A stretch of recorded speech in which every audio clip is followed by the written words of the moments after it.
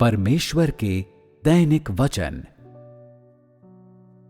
Bible एक ऐतिहासिक पुस्तक है और यदि तुमने अनुग्रह के युग के दौरान पुराने विधान को खाया और पिया होता, यदि तुम अनुग्रह के युग के दौरान पुराने विधान के समय में जो अपेक्षित था उसे व्यवहार में लाए होते, तो यीशु ने तुम्हें अस्वीकार कर दिया होता और तुम्हारी निंदा की होती।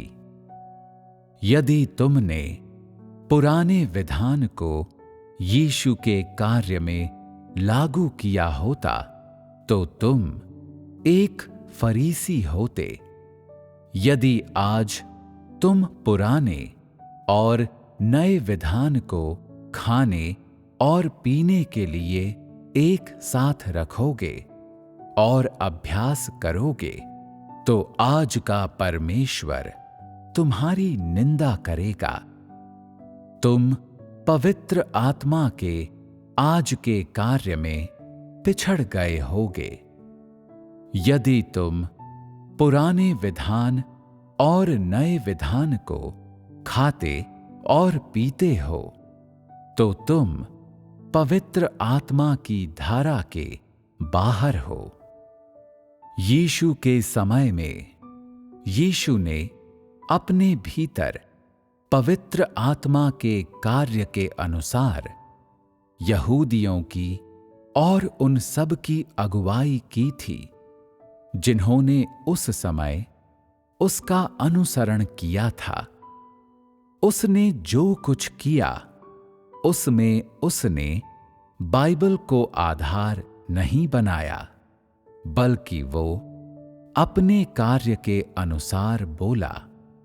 उसने इस पर कोई ध्यान नहीं दिया कि बाइबल क्या कहती है, और न ही उसने अपने अनुयायियों की अगुवाई करने के लिए बाइबल में कोई मार्ग ढूंढा। ठीक अपना कार्य आरंभ करने के समय से ही उसने पश्चाताप के मार्ग को फैलाया, एक ऐसा मार्ग जिसका पुराने विधान की भविष्यवाणियों में बिल्कुल भी उल्लेख नहीं किया गया था। उसने न केवल बाइबल के अनुसार कार्य नहीं किया, बल्कि एक नए मार्ग की अगुवाई भी की और नया कार्य किया। उपदेश देते समय उसने कभी बाइबल का उल्लेख नहीं किया। व्यवस्था के युग के दौरान बीमारों को चंगा करने और दुष्ट आत्माओं को निकालने के उसके चमत्कार करने में कभी कोई सक्षम नहीं हो पाया था। इसी तरह उसका कार्य, उसकी शिक्षाएं, उसका अधिकार और उसके वचनों का सामर्थ्य भी व्यवस्था के युग में किसी भी मनुष्य से परे था। यीशु ने मात्र अपना नया काम किया और भले ही बहुत से लोगों ने बाइबल का उपयोग करते हुए उसकी निंदा की और यहां तक कि उसे सलीब पर चढ़ाने के लिए पुराने विधान का उपयोग किया, फिर भी उसका कार्य पुराने विधान से आगे निकल गया। यदि ऐसा न होता तो लोग उसे सलीब पर क्यों चढ़ाते? क्या ये इसलिए नहीं था क्योंकि पुराने विधान में उसकी शिक्षाओं और बीमारों को चंगा करने और दुष्ट आत्माओं को निकालने की उसकी योग्यता के बारे में कुछ नहीं कहा गया था? उसका कार्य एक नए मार्ग की अगुवाई करने के लिए था। वो जानबूझकर बाइबल के विरुद्ध लड़ाई करने या जानबूझकर पुराने विधान को अनावश्यक बना देने के लिए नहीं था। वो केवल अपनी सेवकाई करने और उन लोगों के लिए नया कार्य लाने के लिए आया था जो उसके लिए लालायित थे और उसे खोजते थे। वो पुराने विधान की व्याख्या करने या उसके कार्य का समर्थन करने के लिए नहीं आया था। उसका कार्य व्यवस्था के युग को विकसित होने देने के लिए नहीं था, क्योंकि उसके कार्य ने इस बात पर कोई विचार नहीं किया कि बाइबल उसका आधार थी या नहीं। यीशु केवल वो कार्य करने के लिए आया था जो उसके लिए करना आवश्यक था। इसलिए उसने पुराने विधान की भविष्यवाणियों की व्याख्या नहीं की, न ही उसने पुराने विधान के व्यवस्था के युग के वचनों के अनुसार कार्य किया। उसने इस बात को नजरअंदाज किया कि पुराने विधान में क्या कहा गया है। उसने इस बात की परवाह नहीं की कि पुराना विधान उसके कार्य से सहमत है या नहीं, और उसने इस बात की परवाह नहीं की कि लोग उसके कार्य के बारे में क्या जानते हैं या कैसे उसकी निंदा करते हैं। वो बस वो कार्य करता रहा जो उसे करना चाहिए था, भले ही बहुत से लोगों ने उसकी निंदा करने के लिए पुराने विधान के नबियों के पूर्व कथनों का उपयोग किया। लोगों को ऐसा प्रतीत हुआ मानो उसके कार्य का कोई आधार नहीं था और उसमें बहुत कुछ ऐसा था जो पुराने विधान के अभिलेखों से मेल नहीं खाता था। क्या ये मनुष्य की गलती नहीं थी? क्या परमेश्वर के कार्य पर सिद्धांत लागू किए जाने आवश्यक हैं? और क्या परमेश्वर के कार्य का नबियों के पूर्व कथनों के अनुसार होना आवश्यक है? आखिरकार कौन बड़ा है, परमेश्वर या बाइबल? परमेश्वर का कार्य बाइबल के अनुसार क्यों होना चाहिए? क्या ऐसा हो सकता है कि परमेश्वर को बाइबल से आगे निकलने का कोई अधिकार न हो? क्या परमेश्वर बाइबल से दूर नहीं जा सकता और अन्य काम नहीं कर सकता? यीशु और उनके शिष्यों ने सब्त का पालन क्यों नहीं किया?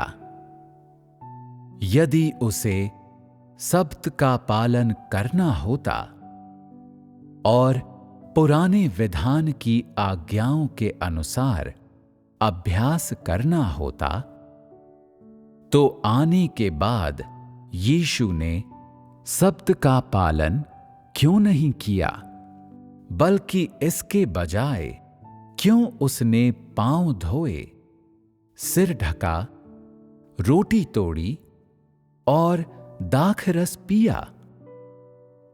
क्या ये सब पुराने विधान की आज्ञाओं में अनुपस्थित नहीं है? यदि यीशु पुराने विधान का सम्मान करता, तो उसने इन सिद्धांतों को क्यों तोड़ा? तुम्हें पता होना चाहिए कि पहले कौन आया, परमेश्वर या बाइबल? शब्द का प्रभु होते हुए क्या वो बाइबल का भी प्रभु नहीं हो सकता? नए विधान के दौरान यीशु द्वारा किए गए कार्य ने नए कार्य की शुरुआत की। उसने पुराने विधान के कार्य के अनुसार कार्य नहीं किया, न ही उसने पुराने विधान के यहोवा द्वारा बोले गए वचनों को लागू किया। उसने अपना कार्य किया और उसने बिल्कुल नया और ऐसा कार्य किया जो व्यवस्था से ऊंचा था। इसलिए उसने कहा, ये न समझो कि मैं व्यवस्था या भविष्यद्वक्ताओं की पुस्तकों को लोप करने आया हूं। लोप करने नहीं, परंतु पूरा करने आया हूं। इसलिए जो कुछ उसने संपन्न किया, उससे बहुत से सिद्धांत टूट गए। सब्त के दिन जब वो अपने शिष्यों को अनाज के खेतों में ले गया, तो उन्होंने अनाज की बालियों को तोड़ा और खाया। उसने सब्त का पालन नहीं किया और कहा, मनुष्य का पुत्र तो सब्त के दिन का भी प्रभु है। उस समय इज़राइलियों के नियमों के अनुसार जो कोई सब्त का पालन नहीं करता था, उसे पत्थरों से मार डाला जाता था। फिर भी यीशु ने न तो मंदिर में प्रवेश किया और न ही सब्त का पालन किया, और उसका कार्य पुराने विधान के समय के दौरान यहोवा द्वारा नहीं किया गया था। इस प्रकार यीशु द्वारा किया गया कार्य पुराने विधान की व्यवस्था से आगे निकल गया। ये उससे ऊंचा था और ये उसके अनुसार नहीं था।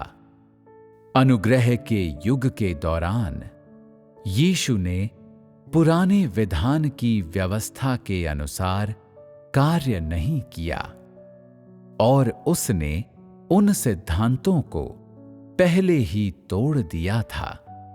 लेकिन इज़राइली कसकर बाइबल से चिपके रहे और उन्होंने यीशु की निंदा की। क्या ये यीशु के कार्य को नकारना नहीं था? आज धार्मिक जगत भी बाइबल से कसकर चिपका हुआ है और कुछ लोग कहते हैं बाइबल एक पवित्र पुस्तक है और इसे अवश्य पढ़ा जाना चाहिए। कुछ लोग कहते हैं परमेश्वर के कार्य को सदैव कायम रखा जाना चाहिए। पुराना विधान इज़राइलियों के साथ परमेश्वर की वाचा है और उसे छोड़ा नहीं जा सकता, और सब्त का हमेशा पालन करना चाहिए। क्या वे हास्यास्पद नहीं हैं? यीशु ने सब्त का पालन क्यों नहीं किया? क्या वो पाप कर रहा था? कौन ऐसी चीजों को अच्छी तरह से समझ सकता है?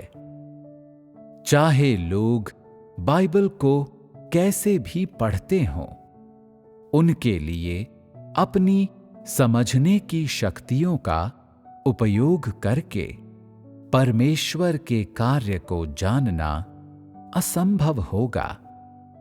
न केवल वे परमेश्वर का शुद्ध ज्ञान प्राप्त नहीं करेंगे, बल्कि उनकी धारणाएं पहले से कहीं अधिक खराब हो जाएंगी, इतनी खराब कि वे परमेश्वर का विरोध करना आरंभ कर देंगे। यदि आज परमेश्वर का देह धारण न होता तो लोग अपनी धारणाओं के कारण बर्बाद हो जाते और वे परमेश्वर की ताड़ना के बीच मर जाते।